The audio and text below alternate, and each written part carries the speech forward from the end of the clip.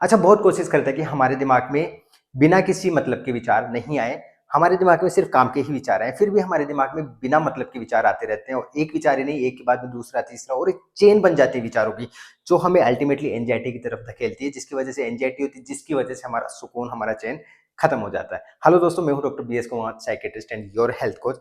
हम डिस्कस कर रहे हैं कि ओवर थिंकिंग को कैसे ठीक किया जाए। ये जो ओवर थिंकिंग की प्रॉब्लम होती है, ये होती ही क्यों है और इसको हम ठीक कैसे करें। पार्ट 1 में हमने डिस्कस किया था एक कॉन्सेप्ट जिसको बोला फैक्ट एंड स्टोरी वाला कॉन्सेप्ट।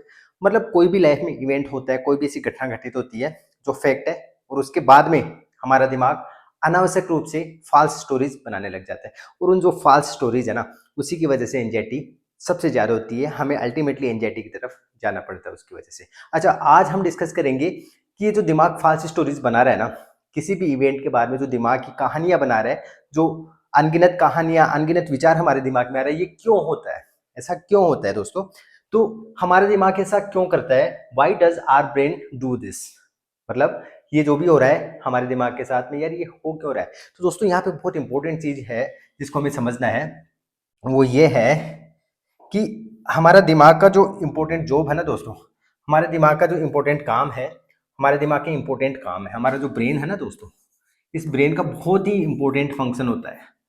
हमारे ब्रेन का बहुत इंपॉर्टेंट फंक्शन क्या होता है? वो ये होता है कि ये हमें आने वाली किसी भी परिस्थिति के लिए, जो फ्यूचर में होने वाली किसी भी परिस्थिति के लिए हमें प्रिपेयर करता है, उसका अंदाजा लगाता है, प्रिडिक्ट करता है और हमें उसके लिए प्रिपेयर करता है। तो ये किसी भी परिस्थिति के लिए अंदाजा लगाता है, अंदाजा लगाता है, अंदाजा लगाता है और हमें उसके लिए तैयार करता है, हमें उसके लिए तैयार करता है, तैयार करता है मतलब उसका सामना करने के लिए हमें प्रिपेयर करता है।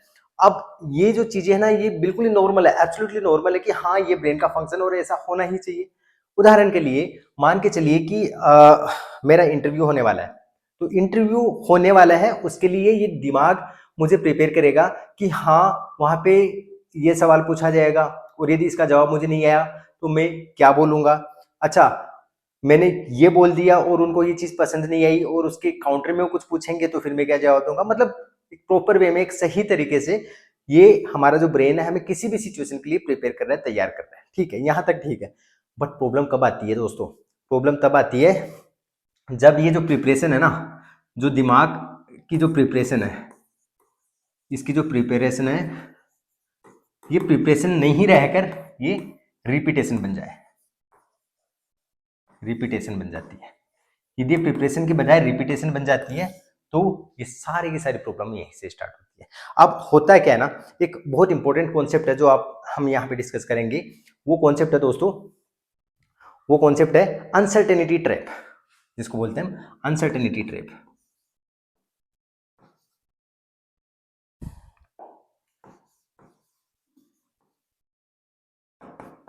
अनसर्टेनिटी ट्रैप, ठीक है। ये बहुत इंपॉर्टेंट कॉन्सेप्ट है। यदि ये कॉन्सेप्ट आपको समझ में आ गया ना, तो आप मान लो ओवर थिंकिंग की आधी प्रॉब्लम आपकी वहीं खत्म हो जाएगी। अच्छा, इसको अपन है ना एक एग्जाम्पल से समझते हैं।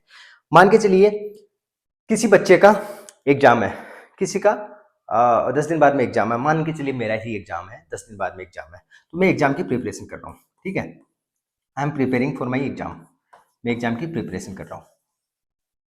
ठीक है, अब होगा क्या कि ये जो एग्जाम है मेरी, इस एग्जाम को लेके मैं तैयारी चालू कर दूंगा। ठीक है, तो एग्जाम को लेके मेरे दिमाग में क्या थॉट्स आएंगे कि हाँ यार एग्जाम आ रही है, मुझे तैयारी करनी चाहिए, एग्जाम आ रही है, मुझे तैयारी करनी चाहिए। तो एग्जाम से रिलेटेड थॉट्स आएंगे मुझे, प्रिपरेशन से रिलेटेड थॉट्स आएंगे, थॉट्स आएंगे एग्जाम की तैयारी से रिलेटेड, एग्जाम की तैयारी से संबंधित मुझे थॉट्स आएंगे। ठीक है, तैयारी से रिलेटेड। अभी जब थॉट्स आएंगे मुझे एग्जाम से रिलेटेड कि हाँ मुझे तैयारी करनी है, एग्जाम आ गया, उसके बाद में क्या होगा? उसके बाद में तुरंत जो सबसे इंपॉर्टेंट काम है वो होता है एक्शन, एक्शन, एक्शन। ठीक है, ये एक्शन होना, एक्शन होना मतलब मैं पढ़ाई करना चालू कर दूंगा, मैं किताब उठाऊंगा और पढ़ने बैठ जाऊंगा। ये है नॉर्मल थिंकिंग, इसको बोलते हैं यूजफुल थिंकिंग। किसी भी आने वाली किसी भी सिचुएशन के लिए, किसी भी परिस्थिति के लिए हमें हमारा ब्रेन तैयार करता है। तो एग्जाम की प्रिपरेशन के लिए थॉट्स आएंगे एग्जाम की प्रिपरेशन संबंधित, और मैं एक्शन करने लग जाऊंगा, मतलब मैं बुक उठा के पढ़ने लग जाऊंगा। ये है यूजफुल थिंकिंग, ये है नॉर्मल थिंकिंग। इसको अपन बोलेंगे this is the useful thinking, this is useful thinking. ठीक है, ये यूजफुल थिंकिंग पैटर्न है, मतलब ये सब में होनी चाहिए। This is the best, this is the एकदम सुपीरियर टाइप की थॉट कि ये ही होना चाहिए। बट क्या होगा जब ये यूजफुल थिंकिंग ओवर थिंकिंग में कन्वर्ट हो जाती है? और ये यूजफुल थिंकिंग ओवर थिंकिंग में कन्वर्ट तभी होती है जब हमारा ब्रेन इस अनसर्टेनिटी ट्रैप में फंस जाता है। ये जो अनसर्टेनिटी ट्रैप देखा था ना अपने दोस्तों, ये जो अनसर्टेनिटी ट्रैप, ये जो अनसर्टेनिटी ट्रैप देखा था ना अपन ने, इसकी वजह से, अनसर्टेनिटी ट्रैप की वजह से हमारी यूजफुल थिंकिंग ओवर थिंकिंग में कन्वर्ट हो जाती है, तब सारी की सारी प्रॉब्लम स्टार्ट हो जाती है। चलिए इसको समझते हैं। तो अभी अपन ने एग्जांपल देखा कि मान के चलिए थॉट है, ये एग्जाम है और एग्जाम से रिलेटेड थॉट आया कि एग्जाम की तैयारी करनी है और मैंने एक्शन ले लिया, मैंने पढ़ना चालू कर दिया।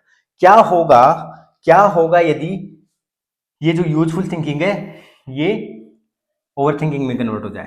तो यहाँ पे अपन कंपेयर करेंगे अभी यूजफुल थिंकिंग और ओवर थिंकिंग।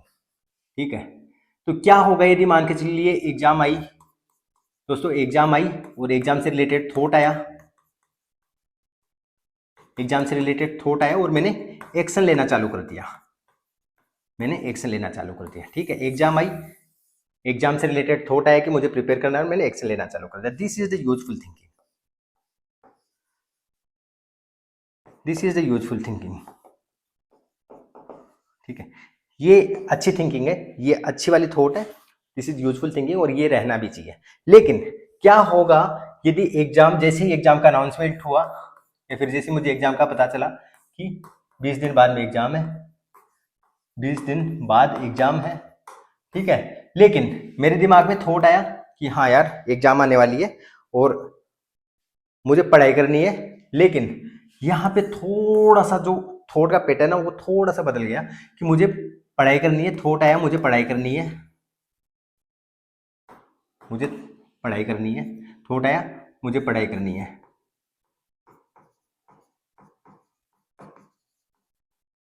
मुझे पढ़ाई करनी है। और यहाँ पे जब मुझे पढ़ाई करनी है, ये वाला थॉट आने के बाद यदि व्यक्ति एक्शन नहीं लेता है, व्यक्ति एक्शन नहीं लेगा तो उसका दिमाग अभी भी खाली है, पढ़ाई करनी है लेकिन उसने एक्शन नहीं लिया, उसने एक्शन नहीं लिया, उसने एक्शन नहीं लिया। जब उसने एक्शन नहीं लिया ना दोस्तों और थोड़ा सा भी उसका टाइम निकल गया, तो उसके बाद में उसको दूसरा थॉट आएगा, मैं पढ़ाई कर पाऊंगा क्या, मैं पढ़ाई कर पाऊंगा क्या, ये वाला थॉट आया। अब जब उसको ये थॉट आया कि मैं पढ़ाई कर पाऊंगा क्या, तो मतलब एक नेगेटिव सा थॉट स्टार्ट हो गया। जब इसको ये थॉट आएगा कि मैं पढ़ाई कर पाऊंगा क्या, तो जब ये थॉट आएगा उसके बाद में ये आएगा कि फिर आएगा कि मैं फेल हो गया तो क्या होगा, फेल हो गया तो क्या होगा, फेल हो गया तो क्या होगा। ठीक है, ये वाला थॉट आ गया। फिर फेल हो गया तो पेरेंट्स क्या बोलेंगे, पेरेंट्स क्या बोलेंगे, फेल हो गया तो पेरेंट्स क्या बोलेंगे, पेरेंट्स क्या बोलेंगे। ठीक है, फ्रेंड्स क्या बोलेंगे, फ्रेंड्स मेरे बारे में क्या सोचेंगे, मेरे दोस्त क्या सोचेंगे, मेरे दोस्त मेरे बारे में क्या सोचेंगे। अच्छा, मैं लोगों से पीछे रह जाऊंगा, मेरे दोस्तों से, फ्रेंड से पीछे रह जाऊंगा। अच्छा, इसके बाद में थॉट आया कि मेरा कैरियर, कैरियर खत्म हो जाएगा या फिर कैरियर में पीछे रह जाऊंगा और अल्टीमेटली मेरी तो लाइफ ही बेकार हो जाएगी, लाइफ ही मेरी तो खराब हो जाएगी। अल्टीमेट थॉट आ गया मेरी तो लाइफ ही खराब हो जाएगी। ठीक है, तो यहाँ पे कितनी इंपॉर्टेंट चीज है ना समझने वाली। क्या है यहाँ पे समझने वाली चीज दोस्तों, एक जो नॉर्मल थॉट होता है ना, नॉर्मल थॉट जो यहाँ पे आया था कि एग्जाम से रिलेटेड नोटिस आया, थॉट आई, एक्शन करना उसने चालू कर दिया, this is the useful thought. यहाँ पे प्रॉब्लम कहाँ हुई, एग्जाम आई, थॉट आया, उस थॉट को इसने ठीक से मैनेज नहीं किया। यदि इस थॉट को ये ठीक से मैनेज कर लेता ना, यहाँ पे यदि थॉट को ठीक से मैनेज कर लेता ना, तो ये आगे का कॉन्सिक्वेंस बनता ही नहीं। यहाँ पे उसको थॉट आया कि मुझे पढ़ाई करनी है और उसने एक्शन नहीं लिया, उसके बाद में उसको दूसरा थॉट आया कि मैं पढ़ाई कर पाऊंगा क्या। जैसे ही ये थॉट आया उसका, जैसे ये वाला थॉट आया उसका, यहां से सारा गेम बिगड़ गया, यहां से सारा खेल बिगड़ गया। ठीक है, यदि ये थॉट आता तो यदि वापस वो एक्शन की तरफ चला जाता ना दोस्तों, यहाँ पे ही यदि वो एक्शन की तरफ चला जाता तो ये यहीं पे रुक जाता, सारा का सारा गेम यहीं पे रुक जाता, आगे नहीं बढ़ता। लेकिन हुआ क्या, मैं पढ़ाई कर पाऊंगा क्या, जैसे ये थॉट आया इसके दिमाग में, उसके बाद में दूसरा थॉट और एसोसिएट हो गया, मतलब एक से दूसरा, दूसरे से तीसरा, एक थॉट्स की एक चेन बनती गई, थॉट्स की एक चेन बनती गई, एक 2, 3, 4, बहुत सारे थॉट। और मैंने पहले भी बताया कि जब भी थॉट्स की चेन बनती है ना, तो जितना डीप जा सकती है उतना डीप जाएगी जाएगी। उसको जिस टाइम पे यदि हम रोक लेते हैं ना, ऐसे मान लो कि वही सबसे बढ़िया टाइम है उस थॉट के चेन को रोकने का।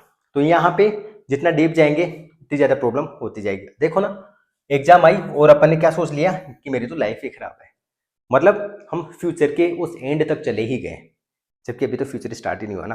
अभी तो एग्जाम का सिर्फ नोटिस आया है और हमने क्या से क्या सोच लिया।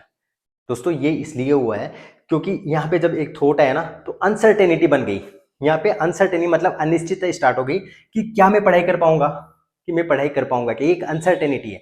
तो एक जब भी एक अनसर्टेनिटी बनती है उसके बाद में दूसरी अनसर्टेनिटी आती है, फिर तीसरी अनसर्टेनिटी आती है, फिर चौथी अनसर्टेनिटी आती है। मतलब हमारे दिमाग की एक खासियत है कि जब भी एक अनसर्टेनिटी हमारे माइंड में आती है ना, या तो हम उसको वहीं पे सही डायरेक्शन दे दे उसको, या फिर वो एक से दो, दो से चार अनसर्टेनिटी चलती ही जाती है, बनती ही जाती है। तो यहाँ पे इस अनसर्टेनिटी तक पहुंच गए हम कि हमारी तो लाइफ ही खराब है।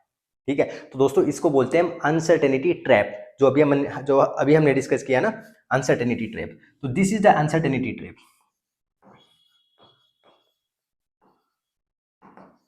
This is the uncertainty trap, मतलब अनिश्चितता का एक जाल समझ लो ना, अनिश्चितता का एक जंजाल, अनसर्टेनिटी ट्रैप। मतलब इसमें फंस जाते हैं, और इसमें फंस जाने की वजह से, ये भी ओवर थिंकिंग का एक पार्ट है, इसमें फंस जाने की वजह से फिर एंजाइटी, खतरनाक एंजाइटी स्टार्ट होती है और व्यक्ति काम ही नहीं कर पाता ना। जब उसके दिमाग में ये चल रहा है कि लाइफ ही बेकार है, कहाँ वो एग्जाम की तैयारी करेगा बताओ। ठीक है, घबराहट होने लगेगी, हाथ पांव कांपने लगेंगे, सांस फूलने लगेगी, है ना, हार्ट बीट बढ़ जाएगी।